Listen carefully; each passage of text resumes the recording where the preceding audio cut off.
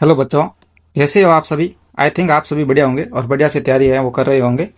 बच्चों, इस लेक्चर में अब हम अमल सार लवण है उसका सेकंड पार्ट है जिसका हम अध्ययन करेंगे। इसका एक पार्ट है वो पहले हमने अपलोड कर दिया, आप देख लेना। ये इसका सेकंड पार्ट है। तो अब इसको शुरू करते हैं। सबसे पहले वो हम इसमें पढ़ेंगे साधारण नमक के बारे में, NaCl के बारे में। NaCl क्या होता है? NaCl है, इसका यूज है हम भोजन के रूप में काम में लेते हैं। मतलब भोजन है उसको उसका स्वाद बढ़ाने में काम में लेते हैं। और इसको प्राप्त है वो समुद्री जल से करते हैं। और इसका रासायनिक सूत्र है वो है NaCl। NaCl का यूज है वो भोजन का स्वाद बढ़ाने के साथ साथ इनका यूज है वो कई रसायनों में कच्चे पदार्थ के रूप में भी काम में लेते हैं। मतलब कई रसायनों का निर्माण करने के लिए कच्चे पदार्थ के रूप में वो इसका NaCl का है वो यूज में अपन है वो लेते हैं। सेकेंड है वो है सोडियम हाइड्रोक्साइड यानी NaOH। NaOH है ये एक प्रबल सार है। नमक के जलीय विलयन का विद्युत अपघटन करवाने पर है वो सोडियम हाइड्रोक्साइड है इसका निर्माण होता है। तो NaCl है, इसका जल अपघटन कराने पर या विद्युत अपघटन कराने पर है वो सोडियम हाइड्रोक्साइड, इसके साथ साथ क्लोरीन गैस और हाइड्रोजन गैस है इसका निर्माण है वो होता है। आगे देख लेते हैं सोडियम हाइड्रोक्साइड का दैनिक जीवन में यूज क्या क्या है। इसका यूज है वो साबुन और डिटर्जेंट के निर्माण में, कागज उद्योग में, कपड़ा उद्योग में और पेट्रोलियम शोधन के रूप में करते हैं। कौन कौन से हो गए वापस देख लो एक बार। साबुन और डिटर्जेंट निर्माण में, कागज उद्योग में, कपड़ा उद्योग में और पेट्रोलियम उद्योग में। जब हम सोडियम क्लोराइड का जल अपघटन करवाते हैं तब हम सोडियम हाइड्रोक्साइड प्राप्त होता है। इसके साथ ही क्लोरीन गैस जो प्राप्त होती है वो हमें एनोड पर प्राप्त होती है और हाइड्रोजन गैस है वो कैथोड पर प्राप्त होती है। अब इनका यूज देख लेते हैं, क्लोरीन गैस और हाइड्रोजन गैस के। क्लोरीन गैस है, इसका यूज है जल शुद्धिकरण के रूप में, ब्लीचिंग पाउडर के निर्माण में, इसके अलावा प्लास्टिक और कीटनाशक के निर्माण में इनका है यूज में हम लेते हैं। जैसे कि क्या क्या हो गए, जल शुद्धिकरण में, ब्लीचिंग पाउडर में, प्लास्टिक और कीटनाशक के निर्माण में। इसके अलावा देख लेते हैं हाइड्रोजन का यूज है वो ईंधन के रूप में, अमोनिया के निर्माण में और है वनस्पति घी के निर्माण में है वो हम काम में लेते हैं। आई थिंक आपको इतना समझ आ गया होगा। आगे देख लेते हैं हम विरंजक चूर्ण के बारे में देख लेते हैं, जो कि काफी इंपॉर्टेंट है एग्जाम की दृष्टि से।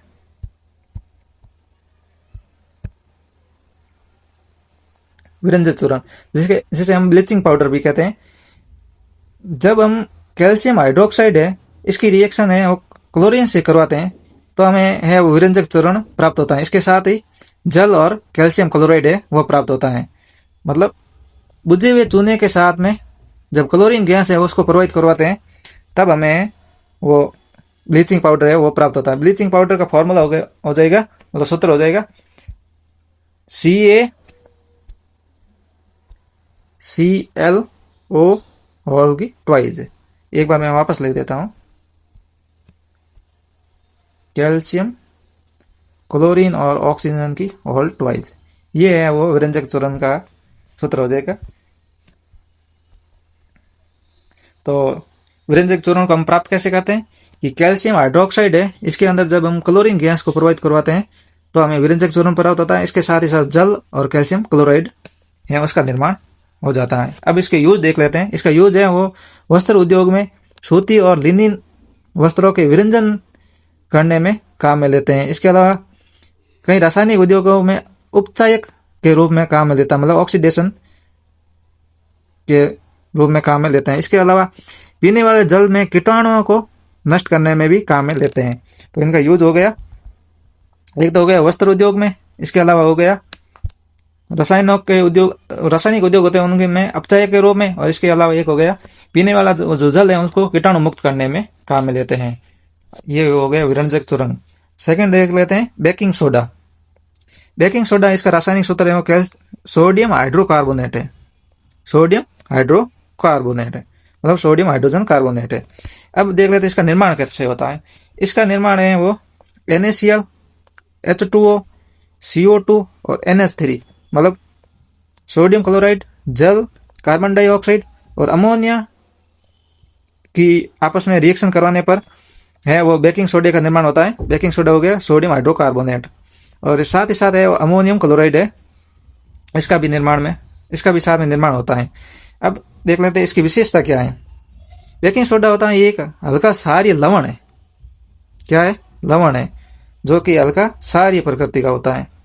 और बेकिंग सोडा है जब इसको हम गर्म करते हैं तब इसमें सोडियम कार्बोनेट, जल और कार्बन डाइऑक्साइड है, इनका निर्माण होता है। मतलब बेकिंग सोडे को जब हम गर्म करते हैं तब सोडियम कार्बोनेट, जल और CO2 गैस है, इसका निर्माण है वो होता है।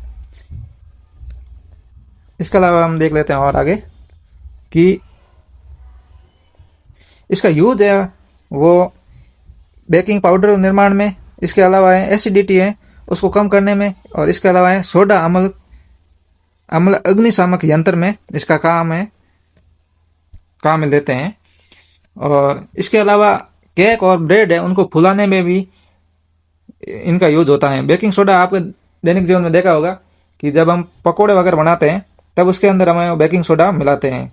जैसे इसे हम खाने वाला सोडा भी कहते हैं, सोडियम हाइड्रोकार्बोनेट को। अम्लता में ये कैसे काम करता है कि जब हम सोडियम हाइड्रोकार्बोनेट है इसको काम में लेते हैं तो ये हाइड्रोजन से क्रिया करके CO2 और H2O है इसका निर्माण करता है। जिससे क्या होते हैं पेट की अम्लता है वो उदासीन हो जाती है। आगे हम देखते हैं थर्ड नंबर पर धोने वाला सोडा, जिसे वॉशिंग सोडा कहा जाता है, जिसे हम दैनिक जीवन में यूज देते हैं। कपड़े धोने वाले सोडा होता है उसमें, तो इसे धोने का सोडा वॉशिंग सोडा कहा जाता है। इसका रासायनिक फॉर्मूला है वो है सोडियम कार्बोनेट डेकाहाइड्रेट। मतलब सोडियम कार्बोनेट के साथ साथ 10 है वो जल के अणु होते हैं। ये हो गया धोने का सोडा, मतलब वॉशिंग पाउडर। इसका निर्माण है वो सोडियम हाइड्रोकार्बोनेट है। इसको जब हम गर्म करते हैं तो सोडियम कार्बोनेट, H2O और CO2 का निर्माण होता है। इसमें जो सोडियम कार्बोनेट है उसको पुनः जल के साथ क्रिस्टलीकरण करने पर है वो धोने का सोडा है वो बन जाता है सोडियम कार्बोनेट। और इसके साथ में 10 जल के अणु होते हैं। मतलब जो बेकिंग सोडा है इसको हम गर्म करते हैं तो सोडियम कार्बोनेट, जल और CO2 का निर्माण होता है। और इसके अंदर जब सोडियम कार्बोनेट इसके अंदर हम जब 10 जल के अणु का योग करवाते हैं या इसके अंदर मिलाते हैं तब है ये धोने का सोडा है इसका निर्माण हो जाता है। धोने के सोडे का यूज है वो देख लेते हैं। इसका यूज है कांच है, साबुन है, कागज है, इन उद्योगों में करते हैं। इसके अलावा बोरेक्स जैसे सोडियम यौगिकों के निर्माण में, घरों की साफ सफाई में और जल की स्थायी कठोरता है इसको हटाने में भी इसका यूज करते हैं। एक बार वापस यूज देख लेते हैं कि कांच में, साबुन में और कागज उद्योगों में काम में लेते हैं। इसके अलावा बोरेक्स जैसे सोडियम यौगिकों के निर्माण में, घरों की साफ सफाई में और जल की स्थायी कठोरता को हटाने में काम में लेते हैं। तो एक बार आप वापस देख लो कि विरंजक चूर्ण है इसका फॉर्मूला हो जाएगा CaClO की ऑल्ट वाइज हो जाएगी। और बेकिंग सोडा इसका फॉर्मूला हो जाएगा सोडियम हाइड्रोकार्बोनेट यानी NaHCO3। और धोने का सोडा वो उसका फॉर्मूला हो जाएगा Na2CO3 साथ में 10H2O हो जाएगा। आगे देख लेते हैं क्रिस्टल जल, जो कि अभी हमने देखा था धोने के सोडा है उसके साथ में जो 10 क्रिस्टल के अणु होते हैं वो किस रूप में होते हैं उनको देख लेते हैं। कि कुछ लवणों में क्रिस्टल निश्चित संख्या में जल के अणु जुड़े होते हैं, इन्हें क्रिस्टलीय जल है वो कहते हैं। जैसे कि हमने यहाँ पे देखा था सोडियम कार्बोनेट है, इसके साथ 10 जल के अणु जो जुड़े हुए थे। ये जो 10 जल के अणु हैं इसके साथ जुड़े हुए ये होते हैं वो क्रिस्टलीय जल होता है। और ये सोडियम कार्बोनेट के साथ में जब ये 10 जल के अणु जुड़ते हैं तब इसे हम कह देते हैं धोने का सोडा। इसका और उदाहरण देख लेते हैं कॉपर सल्फेट, जिसे नीला थोथा भी कहा जाता है। इसके साथ 5 जल के अणु है वो जुड़े होते हैं। तो इसका क्या हो जाएगा कॉपर सल्फेट साथ में 5H2O, 5H2O ये है नीला थोथा। जिसे कॉपर सल्फेट भी कहा जाता है। इसमें वो 5 जल के अणु हैं, स्टेप मतलब इसके साथ में 5 क्रिस्टल जल के अणु हैं। आगे देख लेते हैं इसमें। इसे गर्म करने पर क्रिस्टल के जल है वो निकल जाते हैं और सफेद रंग का दिखाई देता है। यदि इसमें पुनः जल मिलाया जाता है तो पुनः ये नीला रंग का हो जाता है। एक अन्य उदाहरण देख लेते हैं, जिप्सम। जिप्सम हो गया कैल्शियम सल्फेट के साथ में 2 जल के अणु होते हैं, और ये 2 जल के अणु होते हैं वो क्रिस्टल जल होता है। आगे हम देखते हैं प्लास्टर ऑफ पेरिस। ये काफी इंपॉर्टेंट है, जो आपके एग्जाम में पूछा जा सकता है, जिसका रासायनिक नाम हो गया कैल्शियम सल्फेट अर्धहाइड्रेट। यानी इसका सूत्र क्या हो गया जाएगा, कैल्शियम सल्फेट के साथ में आधा जल का अणु। ये हो गया प्लास्टर ऑफ पेरिस। अब प्लास्टर ऑफ पेरिस का है वो निर्माण कैसे होता है ये देख लेते हैं। कि जब कैल्शियम हाइड्रोक्साइड है, सॉरी कैल्शियम सल्फेट है, मतलब जिप्सम है, इसको 373 केल्विन ताप पर गर्म करते हैं तो इसके कुछ क्रिस्टल के जल है निकल जाते हैं और प्लास्टर ऑफ पेरिस का निर्माण हो जाता है। ये तापमान आप याद रखना 373 केल्विन है। जब जिप्सम को 373 केल्विन पर गर्म करते हैं तब है वो इसमें से क्रिस्टल जल के अणु हैं वो लगभग 1.5 अणु है वो निकल जाता है और प्लास्टर ऑफ पेरिस यानी जिसे को हम पीओपी कहते हैं, पीओपी प्लास्टर ऑफ पेरिस, इसका निर्माण है हो जाता है। तो कैल्शियम सल्फेट के साथ आधे जल के अणु होता है।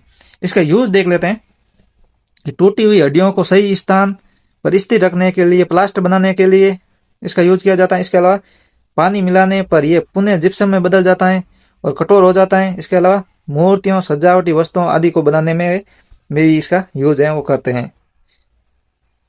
और यदि हमें प्लास्टर ऑफ पेरिस के अंदर वापस जल के डेढ़ अणु है, ये जल के अणु मिला देते हैं तब ये वापस है वो जिप्सम में बदल जाता है। तो ये आप रिएक्शन देख सकते हैं, प्लास्टर ऑफ पेरिस है, इसके अंदर जल बड़ा मिलाते हैं तो ये जिप्सम में बदल जाता है। और जिप्सम को गर्म करने पर 373 केल्विन पर गर्म करने पर है वो कैल्शियम सल्फेट के साथ आधा मोल है वो जल का बन जाता है। इसे प्लास्टर ऑफ पेरिस कहते हैं। आई थिंक आपको समझ में आ गया होगा। एक बार हम वापस देख लेते हैं शुरू से। NaCl है जिसको हम खाने में स्वाद बढ़ाने में काम में लेते हैं और इनके अलावा कई रसायनों के निर्माण में भी इसका कच्चा पदार्थ के रूप में काम में लेते हैं। सोडियम हाइड्रोक्साइड है जो प्रबल क्षार है, जिसका नमक है उसका जलीय विद्युत अपघटन से सोडियम हाइड्रोक्साइड प्राप्त होता है। इसके साथ साथ क्लोरीन गैस और हाइड्रोजन गैस प्राप्त होती है। क्लोरीन गैस है वो एनोड पर प्राप्त होती है और हाइड्रोजन गैस है वो कैथोड पर प्राप्त होती है। और सोडियम हाइड्रोक्साइड का यूज है वो साबुन और डिटर्जेंट निर्माण में, कागज उद्योग में, कपड़ा उद्योग में, पेट्रोलियम शोधन में। और क्लोरीन गैस इसका यूज है वो जल शुद्धिकरण में, ब्लीचिंग पाउडर के निर्माण में, प्लास्टिक और कीटनाशक निर्माण में। और हाइड्रोजन इसका यूज है ईंधन है, अमोनिया निर्माण में, वनस्पति घी के निर्माण में, इनमें काम लेते हैं।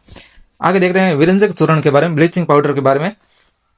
तो इसका निर्माण है कैल्शियम हाइड्रोक्साइड की रिएक्शन जब हम क्लोरीन गैस से करवाते हैं तब हमें विरंजक चूर्ण प्राप्त होता है। इसके साथ ही साथ 2 जल के अणु भी प्राप्त होते हैं और कैल्शियम क्लोराइड है वो प्राप्त होती है। और इसका यूज है वो सूती वस्त्र और लिनिन वस्त्र रहते हैं, इनके विरंजन में काम में लेते हैं। इसके अलावा कई रासायनिक उद्योगों में उपचाय के रूप में काम में लेते हैं। इसके अलावा पीने वाले जल में कीटाणुओं को मुक्त करने में भी काम में लेते हैं। सेकंड आ जाता है आपने बेकिंग सोडा, जिसे सोडियम हाइड्रोकार्बोनेट भी कहते हैं। इसका निर्माण है NaCl, H2O, CO2 और NH3 यानी सोडियम क्लोराइड, जल, कार्बन डाइऑक्साइड और अमोनिया की अभिक्रिया करवाते हैं तब हमें बेकिंग सोडा प्राप्त होता है। सोडियम हाइड्रोकार्बोनेट है जिसे हम खाने का सोडा भी कहते हैं, जिसका यूज है वो पकौड़े वगैरह में बनाने में करते हैं। इसका अलावा और यूज है वो बेकिंग पाउडर निर्माण में, अम्लता को कम करने में, सोडा अम्ल अग्निशामक यंत्र में भी काम में लेते हैं। और आगे है वो धोने का सोडा है, वॉशिंग सोडा है। इसका रासायनिक नाम हो जाएगा सोडियम कार्बोनेट डेकाहाइड्रेट, मतलब सोडियम कार्बोनेट के साथ 10 है वो जल के अणु है। ये जल है वो क्रिस्टलीय जल होता है। और जब हम सोडियम हाइड्रोकार्बोनेट को गर्म करते हैं तो सोडियम कार्बोनेट, इसके साथ जल और CO2 गैस का निर्माण होता है। सोडियम कार्बोनेट है, इसके साथ में 10 मोल है वो जल ऐड करने पर है वो धोने का सोडा है वो बन जाता है। और इसका यूज है वो कागज है, साबुन है, कांच उद्योग में करते हैं। इसके अलावा इसका बोरेक्स जैसे कि सोडियम यौगिकों के निर्माण में, घरों की साफ सफाई में, और जल के स्थायी कठोरता है उसको हटाने में भी इसका यूज वो करते हैं। आगे देख लेते हैं क्रिस्टल जल के बारे में। क्रिस्टल जल मैंने आपको पहले भी बता दिया है कि इनके साथ जुड़ा हुआ है, जैसे कि कॉपर सल्फेट है। कॉपर सल्फेट के साथ जब हम 5H2 जोड़ते हैं, ये क्रिस्टल जल के रूप में होता है, जिसे हम नीला धोता कैसे कहते हैं, जिसे कॉपर सल्फेट कहा जाता है। इसका रंग है वो नीला होता है। एक उदाहरण और भी देख लेते हैं, जिप्सम है। जिप्सम में वो कैल्शियम सल्फेट है, इसके साथ दो है जल के अणु जुड़े हुए हैं। और प्लास्टर ऑफ पेरिस देख लेते हैं। प्लास्टर ऑफ पेरिस है जिसका यूज है वो टूटी हुई हड्डियां वगैरह होते हैं उनको जोड़ने में काम में लेते हैं। इसके अलावा मूर्तियां और सजावटी वस्तुएं इनको बनाने में काम में लेते हैं। जब हम जिप्सम में इसको है वो 373 केल्विन पर गर्म करते हैं तो प्लास्टर ऑफ पेरिस का निर्माण होता है। और प्लास्टर ऑफ पेरिस में वापस यदि हम जल मिलाते हैं तो जिप्सम का निर्माण हो जाता है। तो आज के लिए बस इतना ही। आप पढ़ते रहिए और वीडियो वगैरह देखते रहिए। यदि अच्छा लगे तो शेयर वगैरह कीजिए। और हम आपको इस चैनल पर पूरा 10th क्लास की साइंस है वो पढ़ाएंगे।